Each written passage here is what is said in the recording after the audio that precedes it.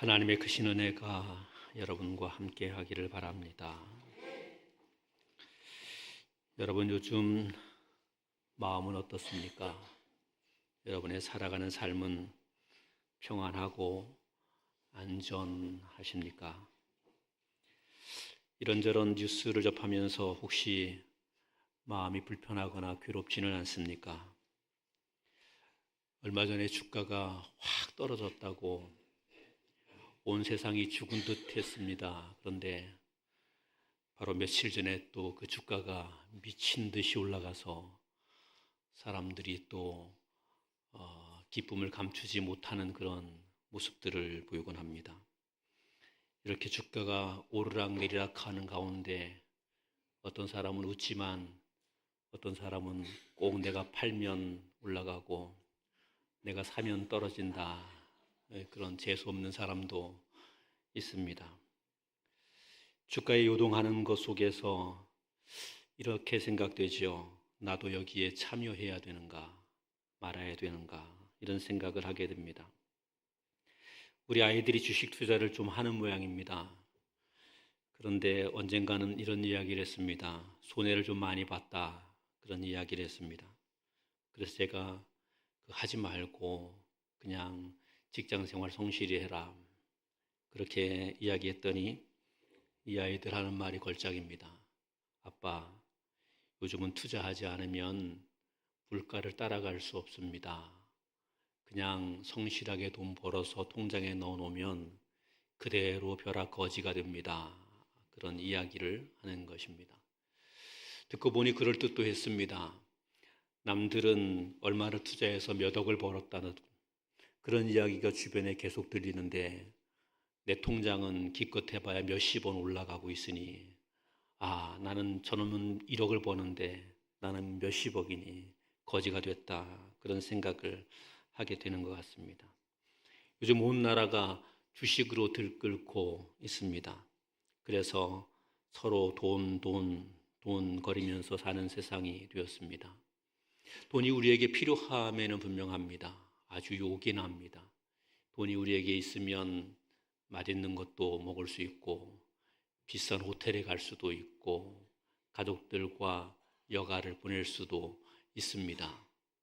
돈이 많으면 병이 걸리게 됐을 때도 최고의 치료를 잘 받을 수 있습니다. 불안하지 않고 두려워하지 않고 치료를 받을 수 있습니다. 돈이 많이 있으면 미래에 대한 두려움이 없습니다. 우리가 보험을 많이 드는데 돈 들 일 많이 생길까 봐 보험 들지 않습니까? 돈 많은 사람들은 굳이 그런 보험을 들 이유가 없죠. 넉넉히 있는데 어떤 일이 생겨도 그 돈으로 해결할 수 있다고 보기 때문에 그렇습니다.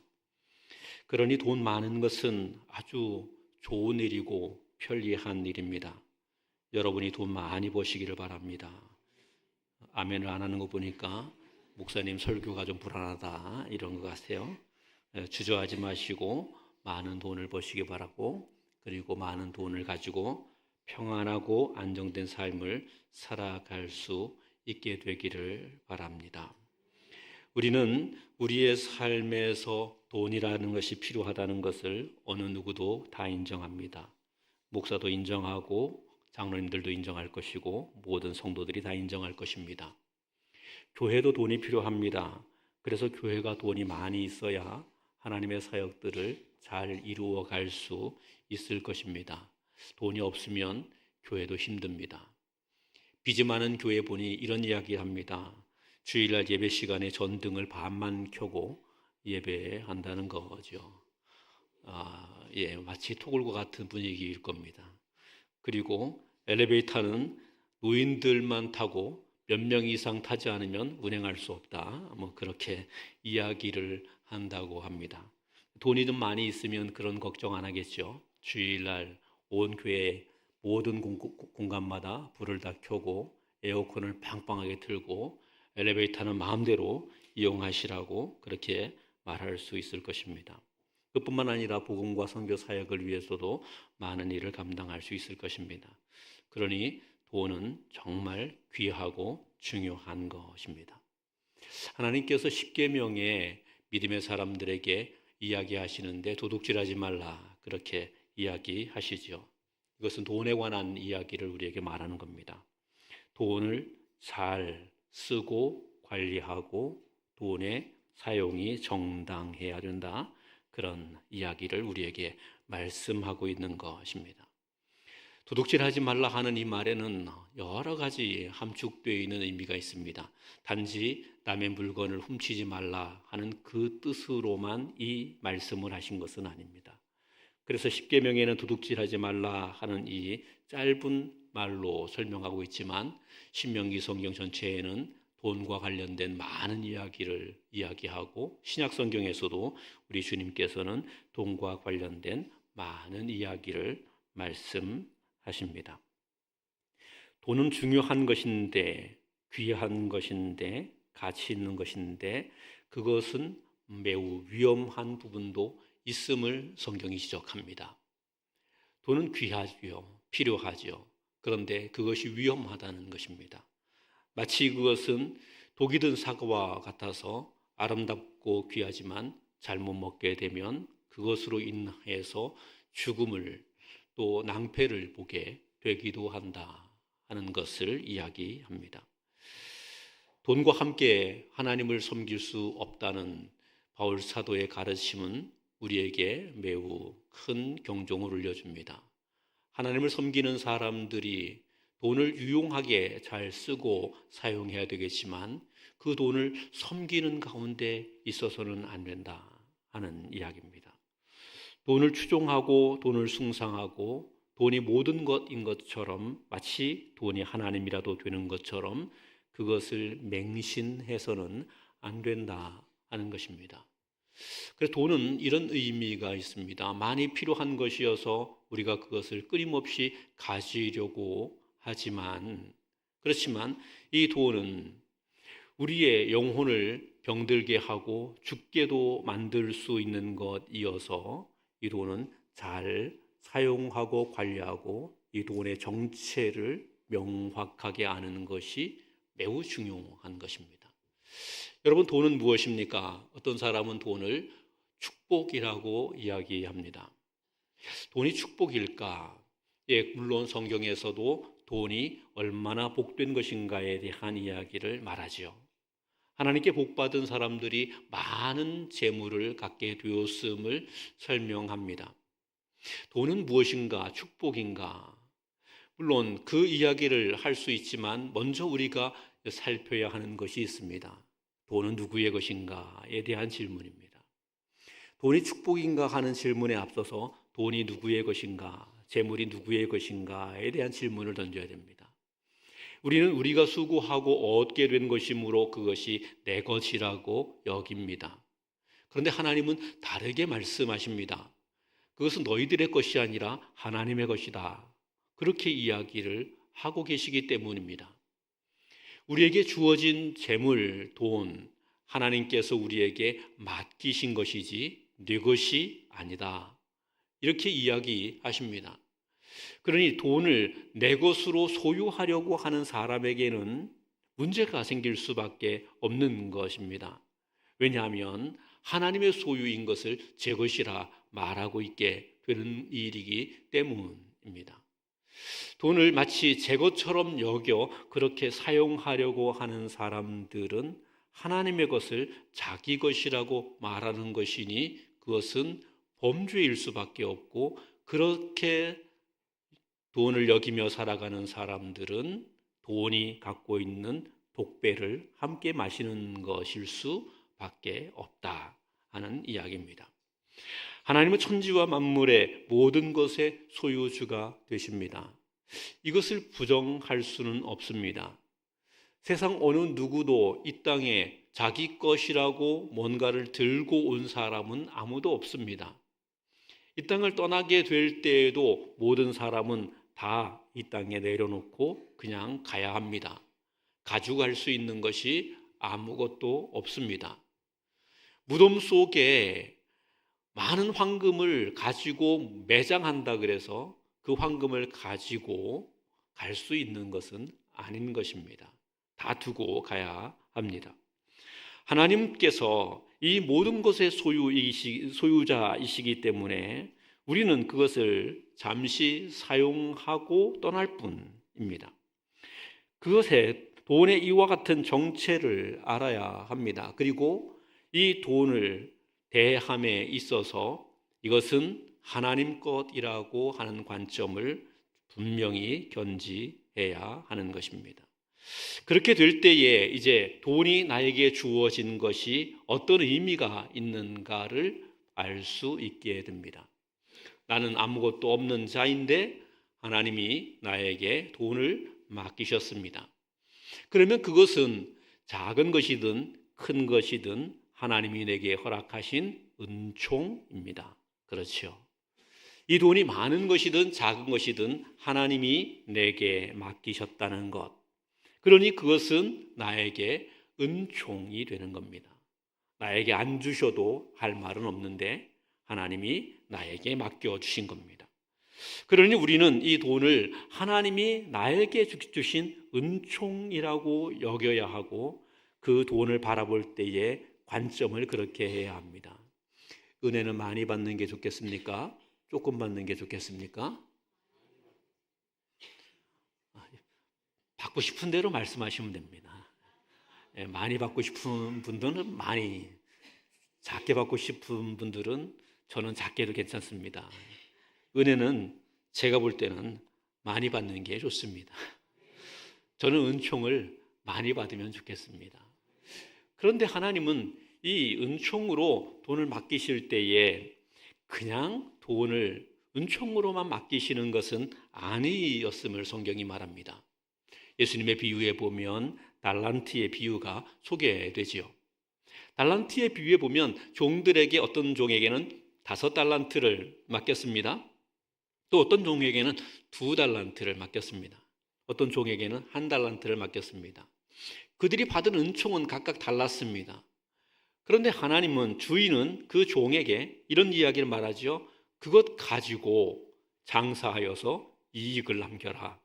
이렇게 이야기하는 겁니다. 5달란트 받았던 종은 그 5달란트를 가지고 수고하고 노력해서 그래서 10달란트가 됐죠. 배를 남겼습니다. 2달란트 받은 종도 그와 같이 수고해서 배를 남겼습니다. 그래서 4달란트가 됐습니다. 1달란트 받은 종은 그 달란트를 받아서 땅에 숨겨두었습니다. 그리고는 게으르게 일하지 않았습니다. 주인이 와서 묻습니다. 너희 내가 달란트를 맡겼는데 너희가 그 달란트로 장사해서 어떤 결과를 남겼느냐? 5달란트 받은 종은 열심히 일해서 5달란트를 더 남겼습니다. 2달란트 받은 종도 그렇게 말했습니다. 1달란트 받은 종은 주인은 참 못된 사람입니다. 그러면서 주인은 강포한 사람이어서 우리 일 시켜 먹기나 하고 그리고 우리를 통해서 이득을 얻으려고만 하는 사람인데 내가 이것 가지고 손해볼까 봐 두려워서 땅에 감추었다가 가지고 옵니다. 이런 이야기를 하죠. 예수님의 비유에 보면 달란트를 갑절을 남겼던 종들은 칭찬을 받습니다. 그렇지 않은 종은 책망을 받고 쫓겨나게 되죠. 은총으로 맡겨주신 달란트인데 은총으로 맡겨진 달란트에는 부과되어 있는 책임, 사명 이런 것이 있습니다. 하나님이 우리에게 은총을 부여해 주셨습니다. 그러면 거기에는 책임, 사명이 따릅니다. 여러분에게 하나님이 돈을 주시면 그 돈에 책임, 사명이 따릅니다. 만약에 여러분에게 주신 그 돈이 작은 금액이라면 아마도 하나님이 요구하는 책임이나 사명은 작을 것입니다. 그런데 하나님께서 여러분에게 큰 돈을 주셨는데 큰 돈을 주셨으면 거기에 하나님께서 요구하는 책임이나 사명은 큰 것일 겁니다. 은총의 무게만큼 사명의 무게도 있다는 사실이죠. 돈은 그런 것입니다. 우리에게 하나님이 허락하신 은총인데 동시에 사명이기도 합니다. 그러니 하나님께로 받은 이 돈, 재물에 대하여 우리는 선한 청지기가 돼서 하나님 허락하신 은총에 대한 감사로 또는 하나님께서 우리에게 허락하신 그 돈을 통한 사명에 대하여 충성하는 자로 살아가야 되는 것입니다. 그때 우리는 하나님 앞에 착하고 충성된 종이라 인정함을 받을 수 있게 된다는 사실입니다. 사랑하는 여러분, 우리는 하나님께로부터 은총으로 재물을 받습니다. 그 은총의 풍성함이 우리에게 있기를 원하고, 그리고 우리에게 주어진 이 재물을 통해 감당해야 되는 사명 잘 감당하고 꼭 복을 누리게 되기를 우리 주님의 이름으로 축원합니다. 오늘 이 본문의 말씀에서 소개하고 있는 이 도둑질하지 말라는 계명은 이 돈에 대한 이해를 가져라 하는 이야기이지요. 이 돈에 대한 이해를 제대로 갖고, 그리고 하나님 앞에서 이 재물이 정당하게 집행될 수 있어야 된다 하는 것입니다. 그러면서 오늘 이 웨스트민스터 소요리 문답을 통해서 소개하고 있는 이 가르침을 보면 여기에 이 도둑질하지 말라는 계명이 갖고 있는 함축적인 의미가 몇 가지 더 있음을 우리에게 말씀합니다. 소요리 문답 74문답입니다.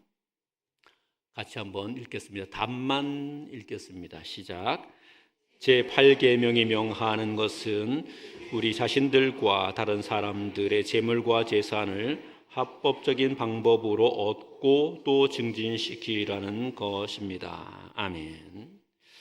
재물을 얻게 되는 과정에 대한 말을 하는 것이죠. 우리에게 이렇게 말합니다. 도둑질하지 말라 하는 이야기는 재물을 얻게 될 때에 합법적인 방법으로 재물을 얻고 재물을 증진시켜야 된다.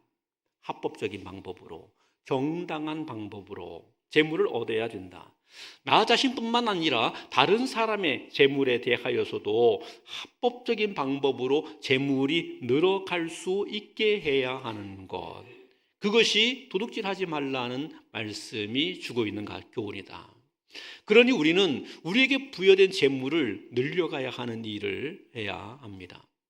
재물을 늘려가야 하는 일을 해야 하는 겁니다. 달란트 받은 사람이 달란트를 늘려가야 하는 것처럼 우리의 재물을 늘려가야 합니다. 여러분의 삶이 그래서 점점 망하면 안 되고 점점 흥할 수 있게 돼야 되고요.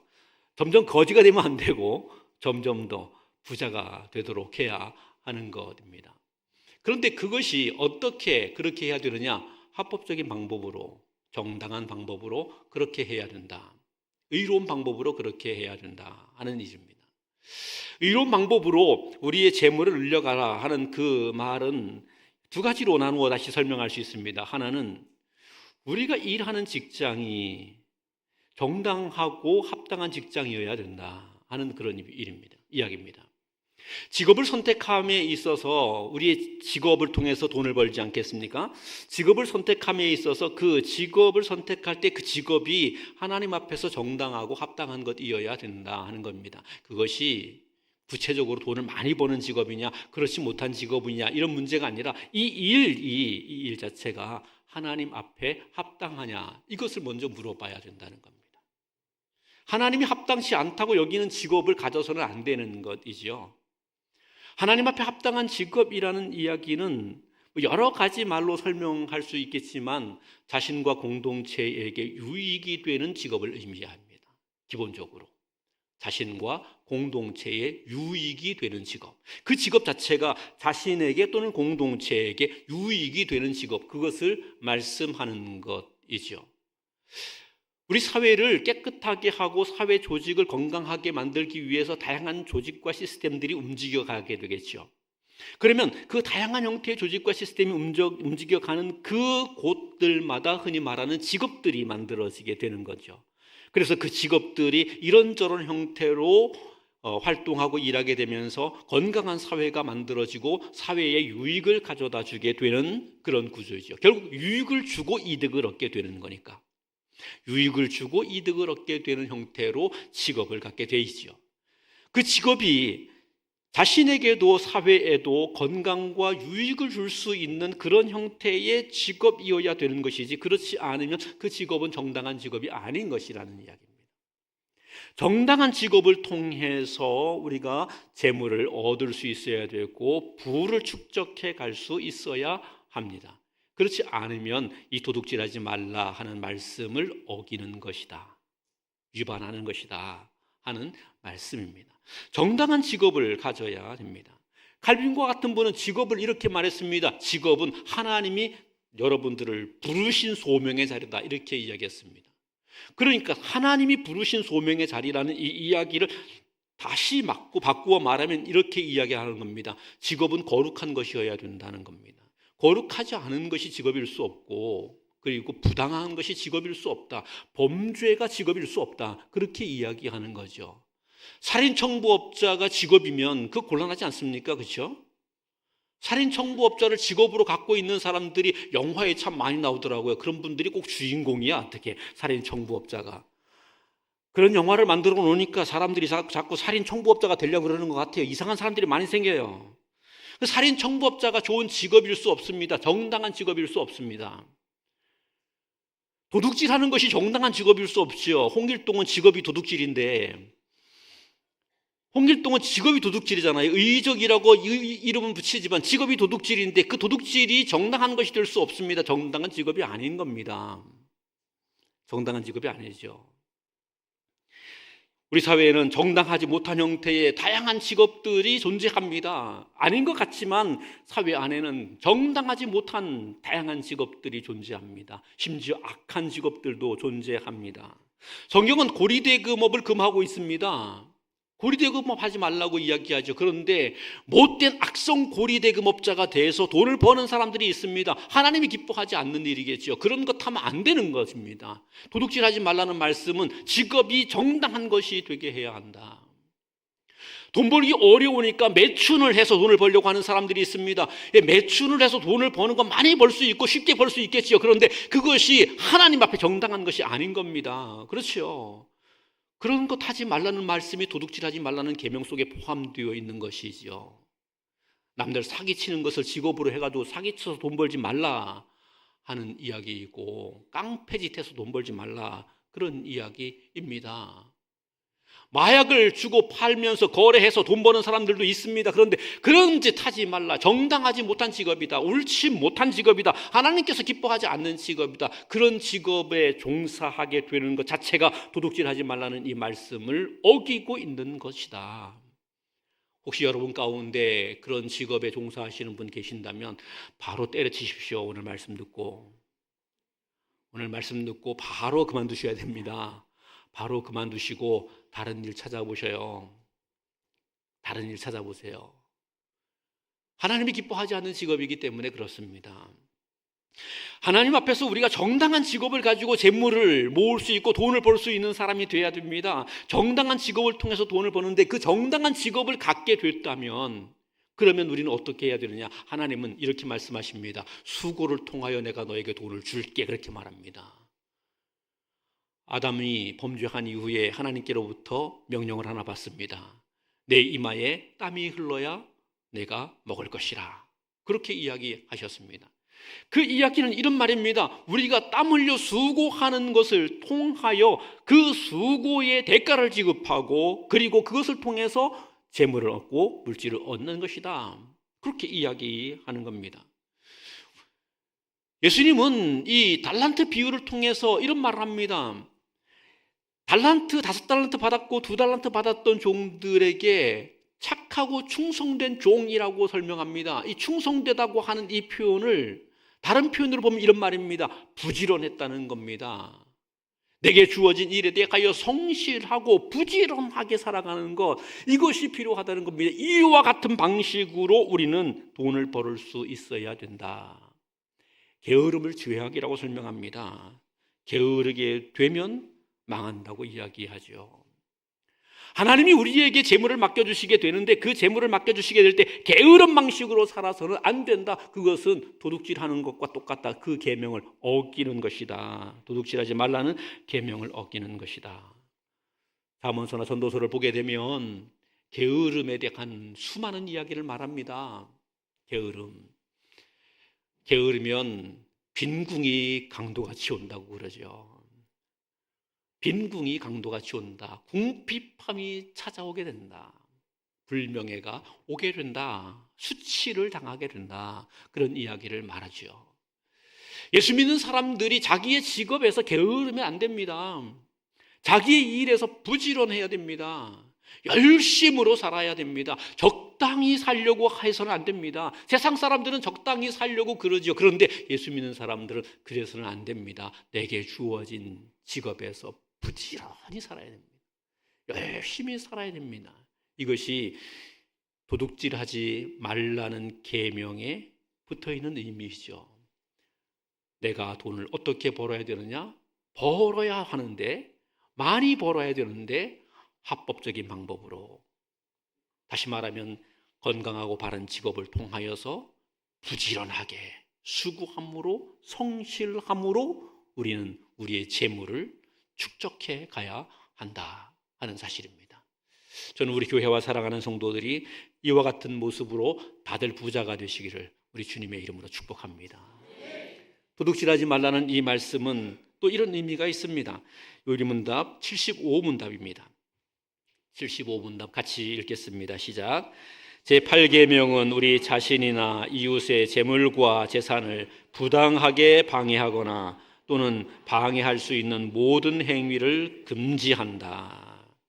이 이야기는 이런 것입니다. 남의 재물을 부당한 방법으로 빼앗아 오게 되거나 또는 남의 재물이 늘어가는 것을 부당한 방식으로 방해해서 못 벌게 만드는 일, 이것을 가리켜서 도둑질하지 말라 하는 말씀이 갖고 있는 의미다. 그렇게 설명하고 있는 거죠. 부당한 방법으로 재물을 얻으려고 하는 것, 정당한 대가를 지불하고 재물을 얻어야 되지요. 수고나 노동이나 또는 적당한 가격을 지불하고 내가 얻을 것을 얻어야 되는데, 그렇지 못하게 누군가의 것을 내가 부당하게 얻게 되는 것은, 그것은 절대로 그리스도인들이 해서는 안 되는 일이다 말씀하는 겁니다. 회사에서 일하는 사람들이 자기 일에 성실해야 되지 않겠습니까? 봉급받으면서 일하는 사람들이 적당히 땡땡이 치고 일하면 안 되는 것이지요.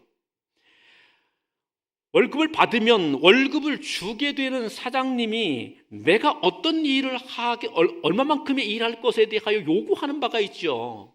기대하는 바가 있죠. 그런 일들을 충분히 감당해 가야 하는 겁니다. 그런데 회사에서 월급을 주면서 어떤 정도의 일에 대하여 기대하는 바가 있는데 그것은 전혀 하지 아니하고 농땡이 피고 있으면, 그리고 월급날 되면 월급 왜 안 주냐고 큰 소리만 치고 있으면, 그게 도둑질하지 말라는 말씀을 어기는 것이라는 이야기입니다.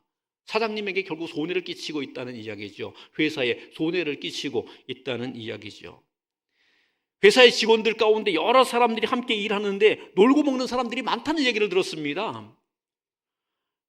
아이들이 직장에 다니니까 이런저런 이야기를, 회사 이야기를 많이 합니다. 그런데 회사에서 정말 열심히 일해서 회사에 기여하는 사람이 있는 반면에 여기저기 눈치만 보고 있으면서 또 위에 상급자에게 어떻게 아부를 잘 해가지고 버티고 오래 가기는 하는데 회사에 전혀 기여하는 바가 없는 그런 사람이 있다는 거죠.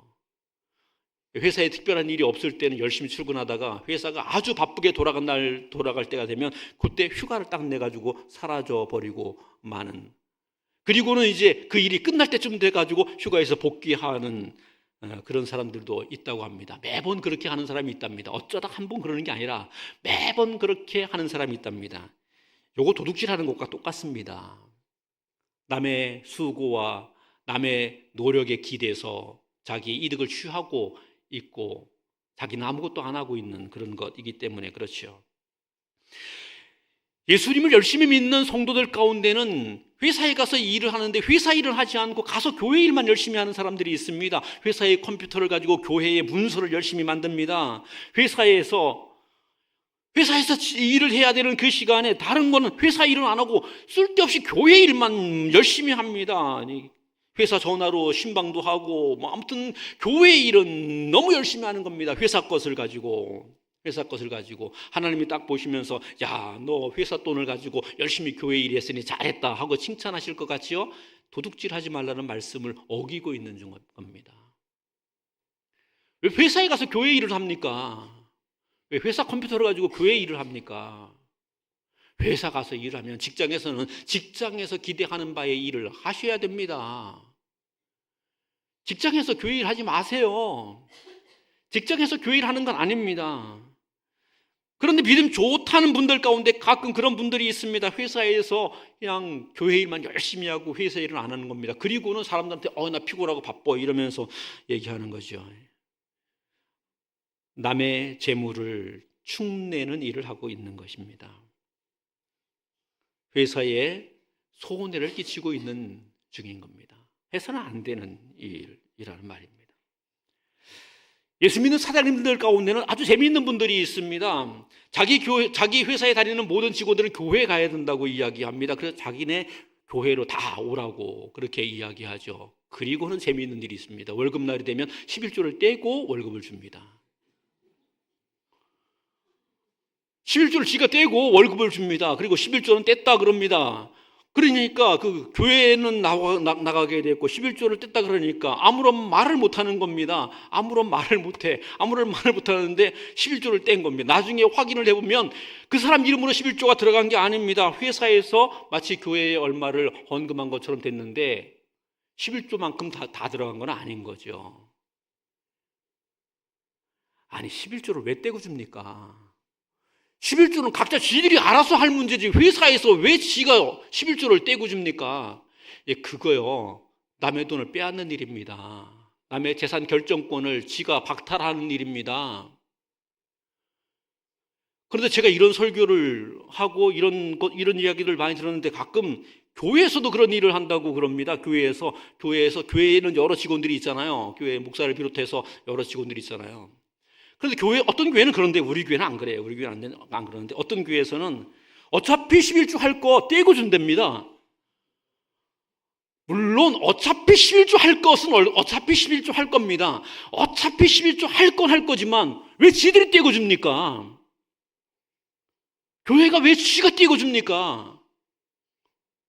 11조는 자신의 재산 결정권을 가지고 자기가 행사하는 겁니다. 임의로 그렇게 떼서 하는 일을 도둑질이라고 말하는 겁니다. 이거 하지 말라는 겁니다. 하지 말아라. 정당한 임금을 지불해야 되는 것도 마땅히 사장님은 해야 하는 일입니다. 회사는 해야 하는 일입니다. 교회도 그렇습니다. 정당한 임금을 지급해야 되는 것도 해야 합니다. 그거 안 하고 요런저런 핑계를 대고 그러면서 그것을 회피하는 것도 일종의 도둑질입니다.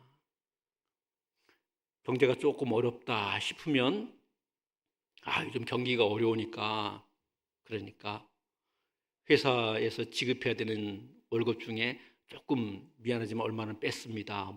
이해해 주십시오. 이러면서 술술 빼고 줍니다. 기름값 올랐다고 빼고 주고 뭐 올랐다고 빼고 주고 무슨 원자재값 올랐다고 빼고 주고 이러면서 빼고 줍니다. 빼고. 아니 직원을 고용하게 됐을 때는 직원에게 주기로 약속되어 있고 주기로 되어 있던 정당한 임금이 있을 것 아닙니까? 그러면 힘들든지 어렵든지 사장님은 그거 책임지고 임금을 주려고 해야 하는 것이지요. 그런데 이렇게 저렇게 피해서 그래서 이런 핑계대고 저런 핑계대고 월급을 안 줍니다. 또는 감축합니다. 힘없는 직원들이야 그냥 당하고 있는 것이죠.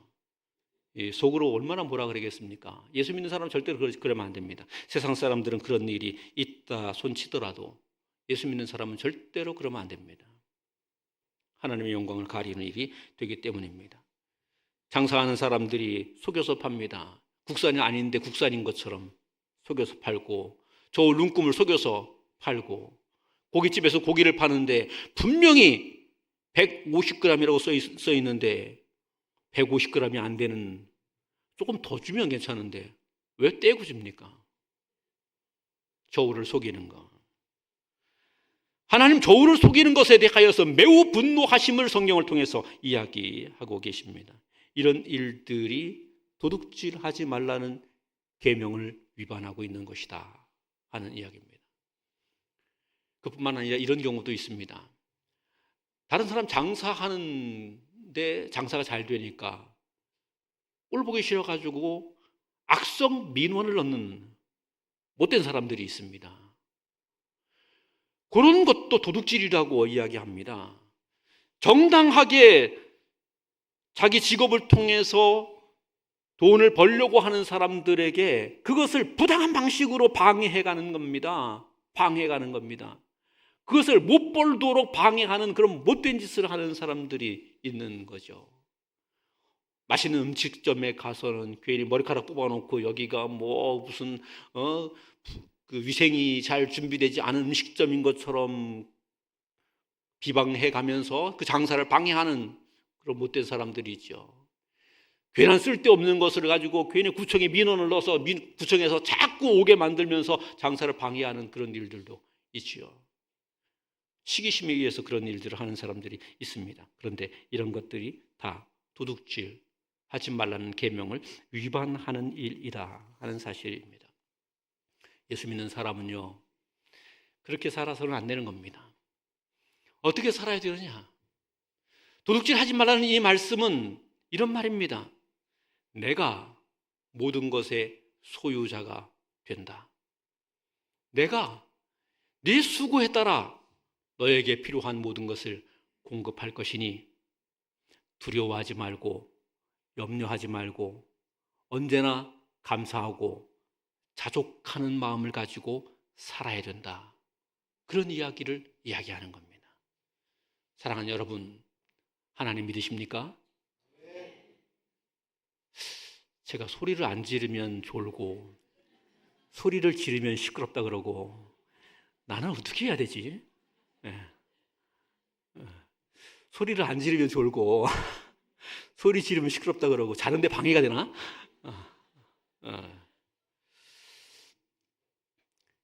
여러분 하나님을 믿으시는 줄 압니다.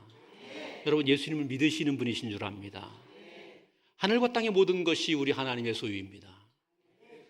하나님은 우리를 지극히 사랑하시는 아버지이십니다. 세상에 어떤 사람들이 더 많은 것을 받은 것 같고 더 크게 받은 것 같고 더 많은 것을 누리는 것 같아도 여러분 그거 부러워하지 말고 그것 어떻게 해서 내 거 삼으려고 하지 마시기 바랍니다. 우리 하나님은 우리가 하나님이 허락하여 주신 정당한 질서를 따라 수고해 가면 반드시 모든 것을 허락하실 줄을 믿습니다. 공중의 새를 먹이신 하나님께서 들의 백합화를 아름답게 하신 하나님께서 우리를 먹이시고 우리를 아름답게 하고 우리를 존귀하게 하실 것입니다. 이 하나님을 믿고 우리에게 주신 것에 감사함으로 그것을 통해 하나님께 영광을 돌릴 수 있게 되기를 우리 주님의 이름으로 축원합니다. 기도하겠습니다. 하나님 감사합니다. 오늘 허락하신 말씀을 따라